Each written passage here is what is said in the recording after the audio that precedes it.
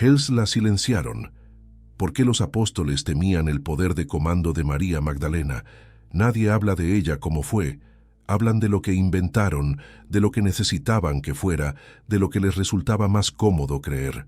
Una prostituta arrepentida, una mujer salvada, una seguidora silenciosa. Pero eso no es lo que fue.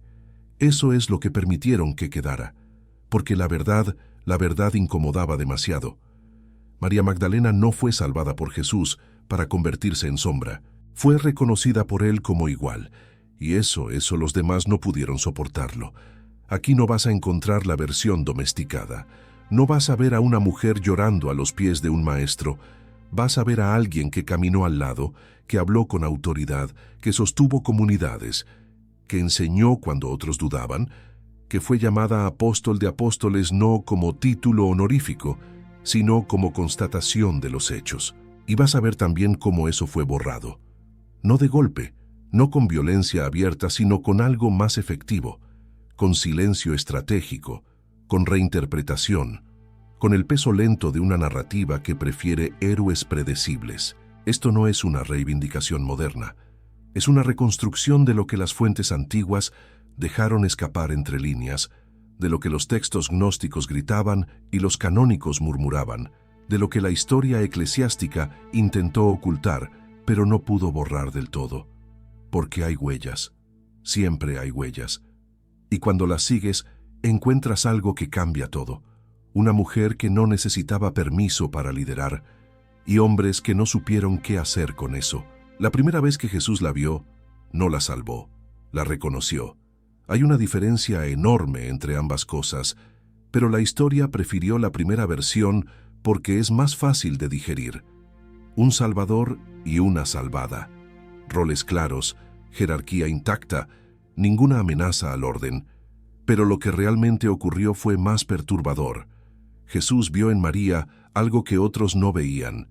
No debilidad que necesitaba redención, sino fuerza que necesitaba dirección. No una seguidora, una igual. María no venía de la nada. No era una mujer sin recursos, sin educación, sin voz. Venía de Magdala, una ciudad próspera, un centro comercial. Tenía medios propios. Los evangelios lo dicen sin darse cuenta. Ella sostenía económicamente al grupo. No con limosnas, con patrimonio. Eso ya la colocaba en una posición distinta. No dependía de nadie para comer. No necesitaba protección masculina para sobrevivir. Y eso, en ese mundo, era poder. Cuando se unió al movimiento de Jesús, no lo hizo como quien busca refugio. Lo hizo como quien reconoce un camino que merece ser caminado. Y Jesús no la recibió con condescendencia. La recibió como se recibe a alguien cuya presencia cambia la dinámica del grupo. Los otros lo notaron de inmediato. No lo dijeron abiertamente, no al principio, pero lo sintieron. La forma en que Jesús le hablaba, la forma en que ella respondía. No había sumisión, había diálogo. Pedro lo vio primero. Pedro, que había dejado todo para seguir a Jesús, que se consideraba el primero entre los discípulos, que esperaba ser reconocido como líder natural. Pedro vio cómo Jesús se apartaba con María para conversar. Vio cómo ella preguntaba sin timidez. Vio cómo Jesús no simplificaba las respuestas. Y algo dentro de Pedro se tensó. No era celos románticos, era algo más profundo. Era el miedo a ser desplazado, a que su cercanía con el Maestro no fuera tan exclusiva como creía. Los otros discípulos también lo percibieron. Santiago, Juan, Andrés. Veían cómo María no pedía permiso para hablar, cómo no esperaba a que le dieran la palabra, cómo intervenía en discusiones teológicas con una claridad que los incomodaba, porque no estaban acostumbrados a eso. En sus sinagogas, en sus casas, en sus vidas, las mujeres no hacían eso, y aquí estaba una que sí lo hacía, y Jesús no la detenía. Al contrario, la escuchaba. Hubo un momento, nunca registrado con precisión pero mencionado en fragmentos, en el que María enseñó. No compartió un testimonio, enseñó. Explicó un pasaje, desarrolló una idea, corrigió una interpretación, y lo hizo delante de todos. Algunos escucharon incómodos, otros resentidos, Pedro habló después, no a ella, a Jesús. Maestro, es apropiado que ella hable así. Jesús lo miró largo rato. ¿Apropiado para quién? Pedro no supo qué responder. Jesús continuó, si tiene algo que decir y es verdad, ¿qué importa quién lo dice? Pedro bajó la mirada, pero la incomodidad no se fue, se quedó y creció, porque María no solo hablaba, actuaba. Cuando el grupo necesitaba organización, ella organizaba. Cuando había conflictos, mediaba. Cuando faltaban recursos, los conseguía. No esperaba que los hombres resolvieran todo. Y eso alteraba el equilibrio. Los discípulos estaban acostumbrados a ser los actores principales. Las mujeres que seguían a Jesús, y había varias, sostenían desde atrás. Cocinaban, cuidaban, proveían. Roles importantes, sí, pero invisibles. María no aceptó esa invisibilidad. Y Jesús tampoco se la impuso. Hubo enseñanzas que Jesús compartió solo con algunos. Los evangelios hablan de momentos apartados, de revelaciones privadas.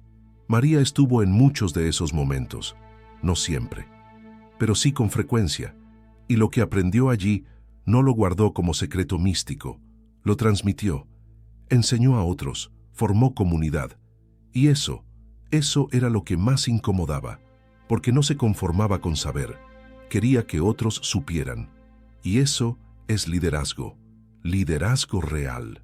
Los textos gnósticos, esos que la iglesia primitiva decidió no incluir en el canon, hablan de esto con claridad brutal. En el Evangelio de María, Pedro pregunta directamente, ¿acaso él la prefirió a nosotros?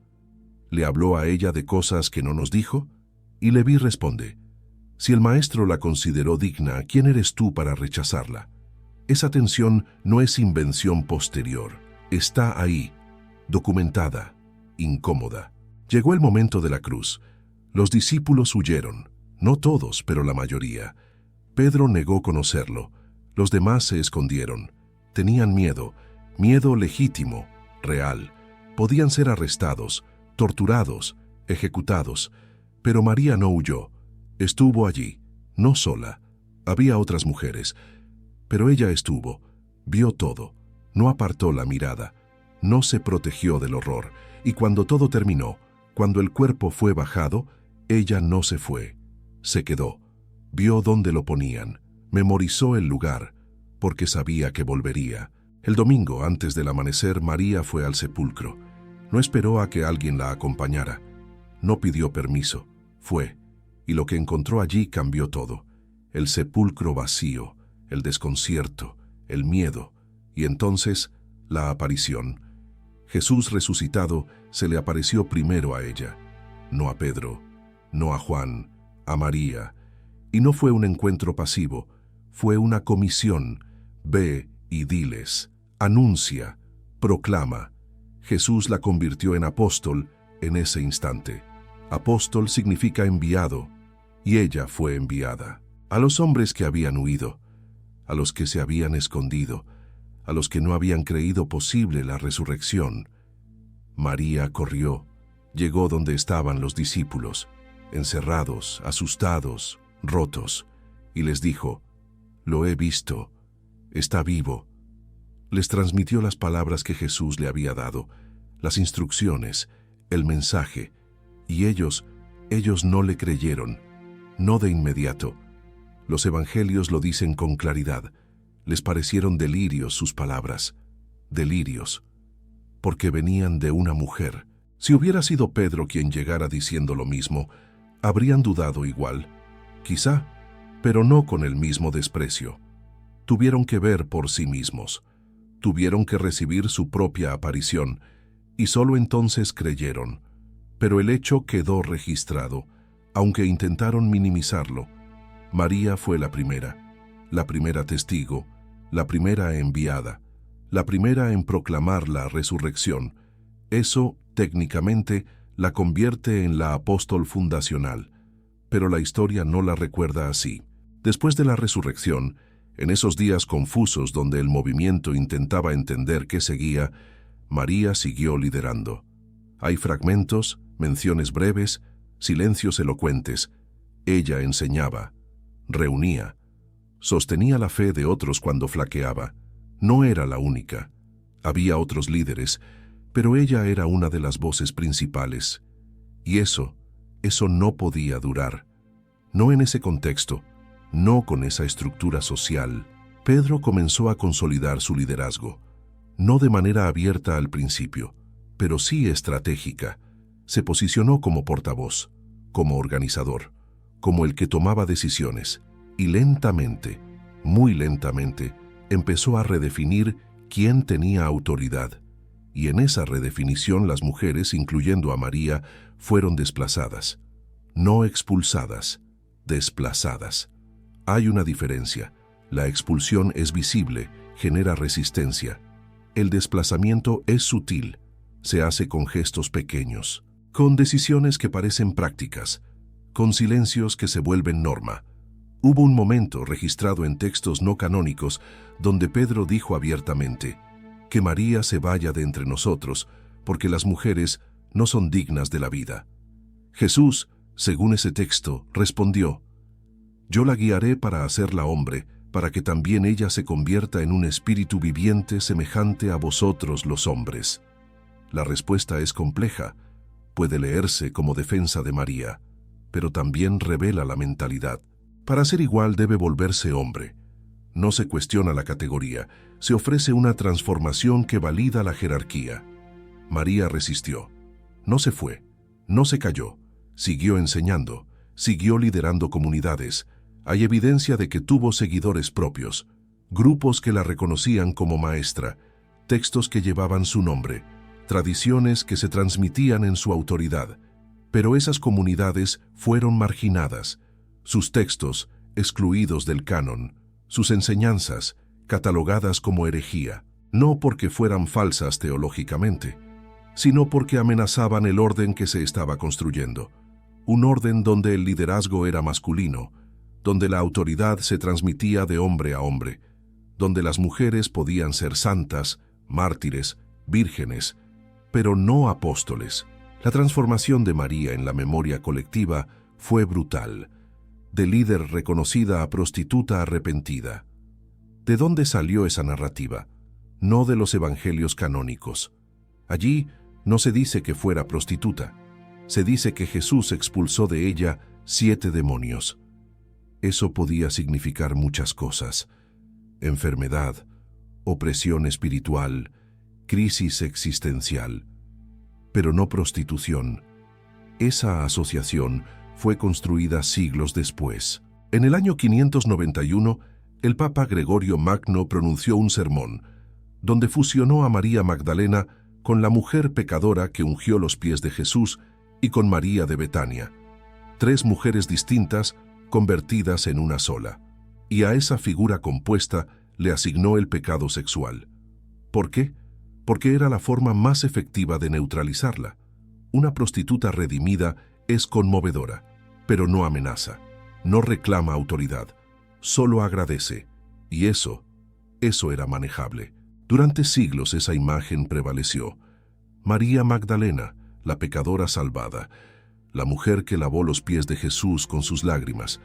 Bella imagen, poderosa incluso, pero falsa y funcional, porque mientras se la recordara así, nadie preguntaría por qué los evangelios la mencionan más que a la mayoría de los apóstoles. Nadie cuestionaría por qué estuvo en la cruz cuando ellos huyeron. Nadie reclamaría su lugar como primera testigo de la resurrección. Pero la verdad tiene una persistencia molesta. Los textos gnósticos sobrevivieron, escondidos sí, marginados sí, pero sobrevivieron, y cuando fueron redescubiertos en el siglo XX en Nag Hammadi, trajeron de vuelta la incomodidad, porque allí estaba María, enseñando, debatiendo, liderando, y Pedro, celoso, los discípulos, resistiendo. La tensión, documentada, y la Iglesia tuvo que hacer algo con eso. No podía ignorarlo del todo. Entonces lo reinterpretó. Textos heréticos, dijeron, no confiables, influencias gnósticas, como si eso resolviera la pregunta central. ¿Por qué existe esa tensión? ¿Por qué Pedro cuestiona a María? ¿Por qué hay que defenderla? La respuesta es simple y devastadora, porque ella tenía poder, poder real, no simbólico, no derivado, propio, y ese poder incomodaba, porque no encajaba en la estructura que se estaba construyendo, una estructura donde el liderazgo eclesiástico era masculino, donde la sucesión apostólica pasaba de hombre a hombre, donde las mujeres podían ser muchas cosas, pero no sacerdotes, no obispos, no maestras con autoridad doctrinal. María Magdalena fue silenciada no porque no tuviera nada que decir. Fue silenciada porque lo que decía tenía demasiado peso. No fue olvidada por irrelevante. Fue reescrita por peligrosa. Y esa reescritura fue tan efectiva que durante más de 1000 años la imagen falsa prevaleció sobre la real. Pero ahora, con los textos recuperados, con la investigación histórica seria, con la voluntad de mirar sin miedo, la verdad regresa. Y lo que regresa no es una santa domesticada. Es una líder que no pidió permiso, una maestra que no esperó validación masculina, una apóstol que fue comisionada directamente por Jesús resucitado. Y eso cambia todo. Porque si María fue apóstol, si enseñó con autoridad, si lideró comunidades, entonces la exclusión de las mujeres del liderazgo eclesiástico no es mandato divino, es decisión humana. Decisión tomada por hombres que tenían miedo de perder control. Y las decisiones humanas pueden cuestionarse, pueden cambiarse, pueden corregirse. Ellos la silenciaron, pero el silencio nunca es absoluto. Siempre quedan ecos, y esos ecos, cuando se escuchan con atención, cuentan una historia diferente. La historia de una mujer que caminó con Jesús no detrás, al lado, que no fue salvada para ser sombra, sino reconocida para ser luz, y que cuando intentaron apagarla, dejó suficientes brasas como para que siglos después alguien pudiera volver a encender el fuego. Aquí termina lo que podemos reconstruir con honestidad. No con certeza absoluta, porque la historia fue manipulada, pero con suficiente evidencia como para saber que lo que nos contaron no fue toda la verdad, y que la mujer que borraron merece ser recordada no como la inventaron, sino como fue. Alguien que los apóstoles temieron, porque tenía algo que ellos no podían controlar, autoridad que no venía de ellos, y eso, en cualquier estructura de poder, siempre será peligroso.